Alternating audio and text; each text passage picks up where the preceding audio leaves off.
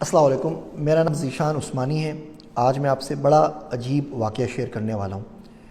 یہ واقعہ آپ کو شاید سمجھ میں بھی نہ آئے، اور مجھے پوری امید ہے کہ اس ویڈیو کو سننے والے 80% لوگوں کو یہ بات سمجھ میں نہیں آئے گی، لیکن پھر بھی کر رہا ہوں کہ اگر ریکارڈ کرا دیتا ہوں زندگی میں، آپ سال 10 سال 20 سال 25 سال جب تک یوٹیوب ہے، جب تک کوئی ویڈیو دیکھ سکے، کبھی بھی سمجھ جائیں گے تو انشاءاللہ تعالیٰ زندگی میں آپ کو اس کا بہت فائدہ ہوگا۔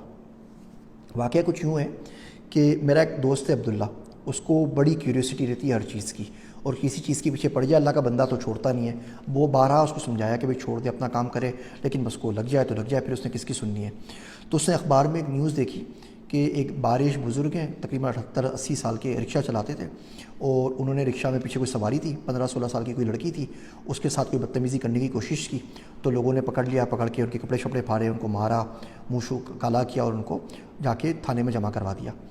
تو وہ میرے پاس آیا نیوز لے کے، کہنے لگا دیکھو یار ڈاکٹر صاحب، یہ جو بندہ ہے اس کی شکل سے کہیں نہیں لگتا کہ بندے نے ایسا کوئی کام کیا ہوگا۔ مطلب کوئی 15-16 سال کا لڑکا لونڈا لپاڑا یہ کام کرے، سمجھ میں آتا ہے؟ یہ تقریباً 80 سال کے بارش بزرگ آ رہے ہیں، سجدے کا نشان ہے پیشانی کے اوپر، یہ ہوا کیا ہے کچھ سمجھ میں نہیں آ رہا۔ تو میں کہا بھائی میں تھوڑی جانتا ہوں، مجھے کیا پتہ، جان چھوڑ اس کی۔ کہہ رہے نہیں جی مجھے معلوم کرنا ہے۔ خیر اس نے فون شون لگائے، اس کے ایک دو دوست ادھر ادھر پولیس میں نکل آئے، وہ جیل میں بابا جی کے پاس پہنچ گیا، تو ان سے دوستی کی، ان سے بات چیت کی، تو مجھ سے پوچھا کیا ہوا، تو کہہ رہے میں تو بڑا خوش ہوں، میں تو اللہ کا شکر ادا کر رہا ہوں کہ کام ہو گیا۔ بولے حضرت کیسی بات کر رہے ہیں آپ، اتنی رسوائی ہو گئی، منہ کالا ہو گیا، اخباروں میں نام آ گیا، بریکنگ نیوز چل گئی، آپ خوش ہیں؟ تو کہہ رہے ہاں اس دن کا انتظار تھا مجھے پچھلے 53 سالوں سے۔ تو بولے 53 سالوں سے آپ کو انتظار تھا، مطلب کیا بات کر رہے ہیں آپ، کیا ہوا ہے؟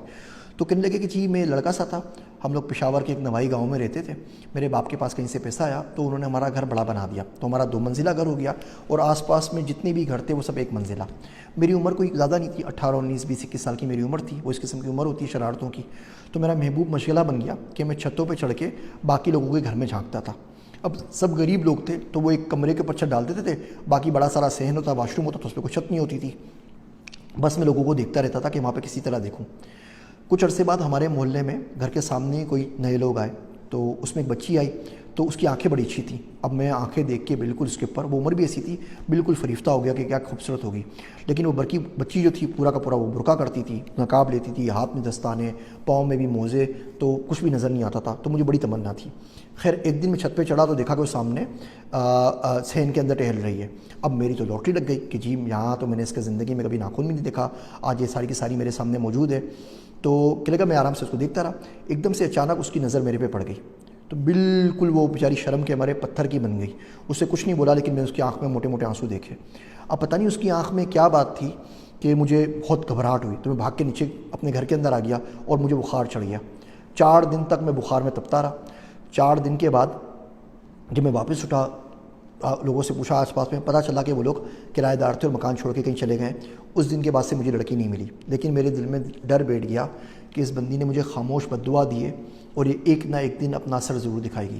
اس دن سے میری زندگی چینج ہو گئی، میں نے ساری الٹی سیدھی حرکتوں سے توبہ کی، نماز کا صوم صلات کا پابند ہو گیا، اچھی طریقے سے زندگی گزاری، پڑھا لکھا، جاب کی، شادی ہوئی، بچے ہوئے، بچے بڑے ہو گئے، سب کچھ اپنے گھروں پہ چلے گئے۔ پھر میں نے رکشہ چلانا شروع کر دیا۔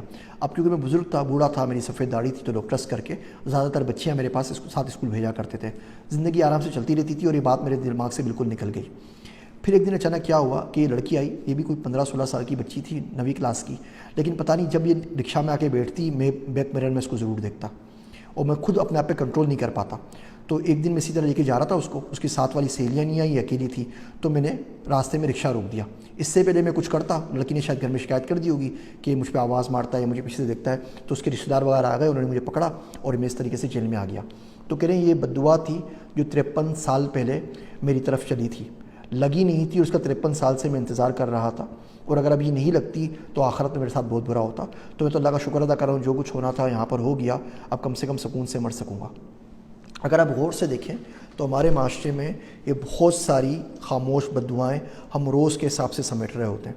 میرے سرت سکھر مولانا عبدالرحمن صاحب، وہ تندور کی روٹی نہیں کھاتے تھے، اور شیر مال وغیرہ جو ہوتے ہیں، تو مجھ سے تو کیوں نہیں کھاتے، آپ پیسے دے کے خریدنے کیا برائی، حلال چیز ہے۔ وہ بولتے ہیں بالکل ٹھیک ہے، لیکن انہوں نے شوکیس میں رکھی ہوئی ہوتی ہیں، اور آس پاس چلتے ہوئے لوگ اس کو دیکھ رہے ہوتے ہیں۔ کتنے غریب لوگ ہوں گے جو بھوکے ہوں گے، جو حسرت سے اس کو دیکھتے ہوں گے روٹیوں کو اور شیر مال کو، اور خریدنے کی سکت نہیں رکھتے ہوں گے۔ تو اتنی آہیں اور اتنی نظریں جس روٹی پہ رکھی ہوئی ہے وہ مجھ سے نہیں کھائی جاتی۔ خیر ان کا اپنا ایک تھا۔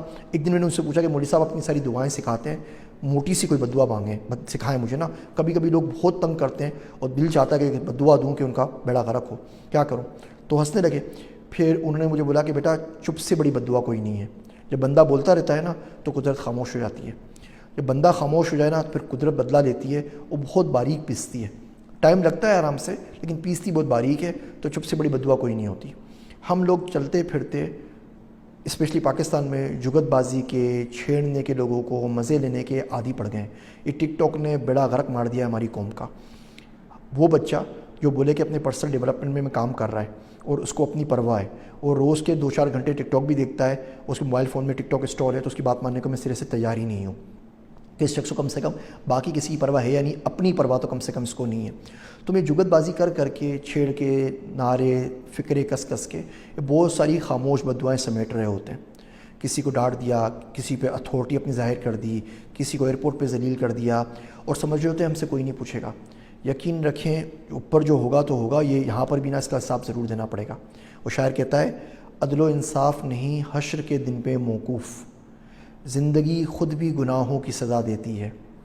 تو میں بھی جب سے واقعہ سنا ہے میں بھی سوچ رہا ہوں، آپ بھی سوچئے کہ زندگی میں کتنی خاموش بددعائیں جمع کی ہیں.